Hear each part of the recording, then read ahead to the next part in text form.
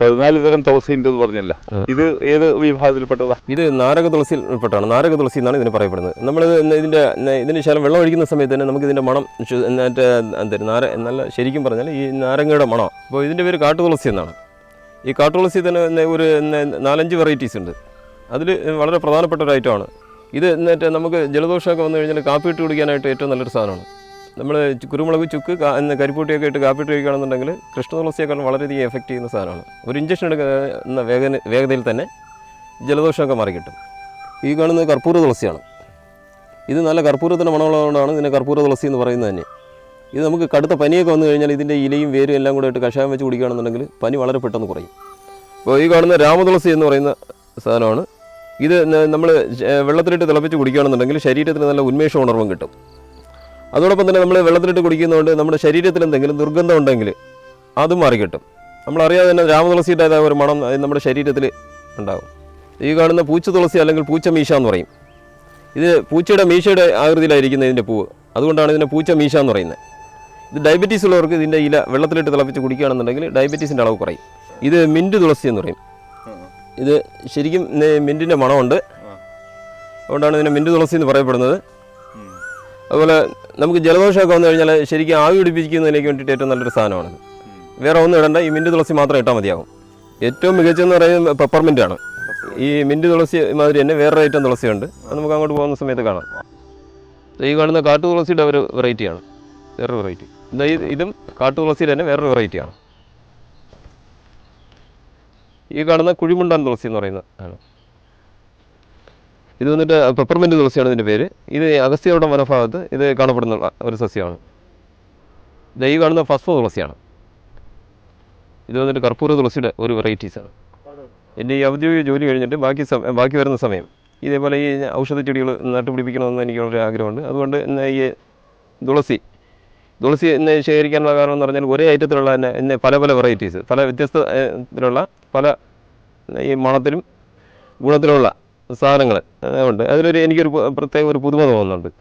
അങ്ങനെയാണ് ഞാൻ ഈ തുളസി കളക്ട് ചെയ്യുന്നത്. ഇപ്പം ഈ തുളസി തന്നെ 14 ഇനത്തിൽപ്പെട്ട തുളസികളുണ്ട്. ഈ തുളസി അല്ല തന്നെ വേറെ പല ഐറ്റത്തിലുള്ള 300ഓളം ഇനത്തിൽപ്പെട്ട ഔഷധ സസ്യങ്ങളുടെ വേറെയുണ്ട്. സഞ്ചിത പാപങ്ങൾ എന്ന് കഴിഞ്ഞ ആഴ്ച പറഞ്ഞല്ലോ, അതിൽ കാലാർത്ഥ കർമ്മണ യോഗോ ഹീനമിഥ്യാതി മാത്രതഃ സമ്യക് യോഗശ്ച വിജ്ഞേയോ രോഗാരോഗ്യൈക കാരണം. രോഗത്തിൻ്റെ കാരണം കാലം, അർത്ഥം, കർമ്മം. ഇതിൽ കാലത്തിൻ്റെ ഹീനയോഗം കൊണ്ടോ മിഥ്യായോഗം കൊണ്ടോ അതിയോഗം കൊണ്ടോ എങ്ങനെയാ വെച്ചാൽ ചെയ്യാൻ പാടില്ലാത്തത് ചെയ്യാം, അതാണ് കാലത്തിൻ്റെ പ്രവൃത്തി.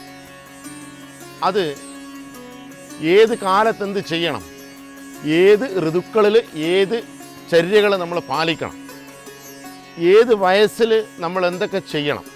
അപ്പോൾ ബാല്യം, കൗമാരം, യൗവനം, വാർദ്ധക്യം, ബാലാവസ്ഥയിൽ നമുക്ക് ചില ധർമ്മങ്ങളുണ്ട്. അത് അച്ഛനും അമ്മയും നമ്മൾ ചെയ്യിക്കേണ്ടതാണ്. അതുപോലെ കൗമാരത്തിൽ നമ്മൾ ആചരിക്കേണ്ടത് കുറേ നമ്മൾ സ്വയം ചെയ്യേണ്ടതും ബാക്കി ചിലത് നമ്മൾ കണ്ടു പഠിക്കേണ്ടതും ചിലത് നമ്മളിൽ ആത്മജന്യമായിട്ട് വരേണ്ടതും ചിലത് നമ്മൾ അറിഞ്ഞു ചെയ്യേണ്ട ചില കാര്യങ്ങൾ. അത് ആചാര്യാത് പാദമാധത്തെ പാദം ശിഷ്യസ്വമേധയാ പാദം സബ്രഹ്മചാരിഭി പാദം കാലക്രമേണ ച. ഇത് വിദ്യാഭ്യാസത്തിനെ കുറിച്ച് പറയുന്നതാണ്. അതിൽ കൗമാര വയസ്സിൽ കുമാരൻ, അതിൽ ഈ ഒരു ടീനേജ് എന്നൊക്കെ പറയുന്ന ഈ കാലത്ത് അതിൽ നമ്മൾ എങ്ങനെയൊക്കെ പഠിക്കണം, ഏതൊക്കെ തരത്തിൽ നമ്മൾ ആത്മജ്ഞാനം വളർത്തണം, ആ കാലത്ത് നമുക്ക് എന്തൊക്കെ ചെയ്യാൻ പറ്റും. മനുഷ്യൻ്റെ കൗമാരം, യൗവനം എന്ന് പറയുന്ന 2 പ്രധാനമായിട്ടുള്ള പീരീഡ്. ബാല്യാവസ്ഥയിൽ അച്ഛൻ്റെ അമ്മേൻ്റെ സംരക്ഷണത്തിൽ പോയി കൗമാരം മുതൽ യൗവനം വരെയുള്ള അവസ്ഥയിൽ വിംശതിർ ത്രിംശതിർ മധ്യേ വിദ്യാമർത്ഥം ച സാധയത്. ആ വയസ്സിൽ നമ്മൾ എന്തെങ്കിലും ചെയ്തുവെങ്കിൽ അത് നമ്മുടെ കൂടെ തന്നെ വരും. എന്തൊക്കെ ദുശ്ശീലങ്ങൾ ശീലിച്ചോ ആ ശീലങ്ങൾ നമ്മുടെ കൂടെ തന്നെ വരുന്നുണ്ട്. ഏതൊക്കെ നല്ല ശീലങ്ങൾ നമ്മൾ ശീലിച്ചോ ആ ശീലങ്ങളൊക്കെ നമ്മുടെ കൂടെ വരുന്നുണ്ട്.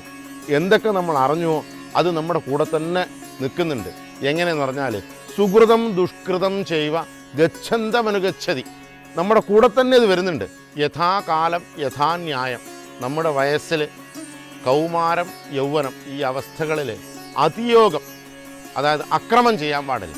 മനസ്സിന് ഏത് അഹിതമാണോ അത് ചെയ്യാൻ പാടില്ല എന്ന് മാത്രമേ അതിനർത്ഥമുള്ളൂ. അങ്ങനെ നമ്മൾ ആ ധർമ്മം ആ കാലത്തിന് ശരിയായിട്ട് ചെയ്താൽ അത് ആരോഗ്യത്തിന് വലിയ കാരണമാണ്. അല്ല, ഈ കൗമാരത്തിന് നമ്മൾ ചെയ്തുകൂടാത്തതൊക്കെ ചെയ്താൽ അത് രോഗകാരണമായിട്ടും വരുന്നുണ്ട്. അതേപോലെ കാലത്തിൻ്റെ സമ്യക് യോഗം നമ്മുടെ ശരീരത്തിനും മനസ്സിനും ഹിതമായിട്ടുള്ള ചര്യകളോട് കൂടിയിട്ടുള്ള ഒരു ജീവിതം, ബാല്യം, കൗമാരം, യൗവനം, വാർദ്ധക്യം എന്നുള്ള അവസ്ഥകളിൽ നമുക്ക് ഏതൊക്കെ അനുഗുണമായിട്ടുണ്ട്, ഏതൊക്കെ നമുക്ക് പ്രതികൂലമായിട്ടുണ്ട് എന്നുള്ളത് അറിഞ്ഞ് നമ്മൾ പ്രവർത്തിച്ചാൽ അത് സുഖത്തിനും ആരോഗ്യത്തിനും വളരെ നല്ലതാണ്. അതാണ് അഷ്ടാംഗ ഹൃദയത്തിൽ മുഴുവൻ ഉപദേശിച്ചിട്ടുള്ളത്.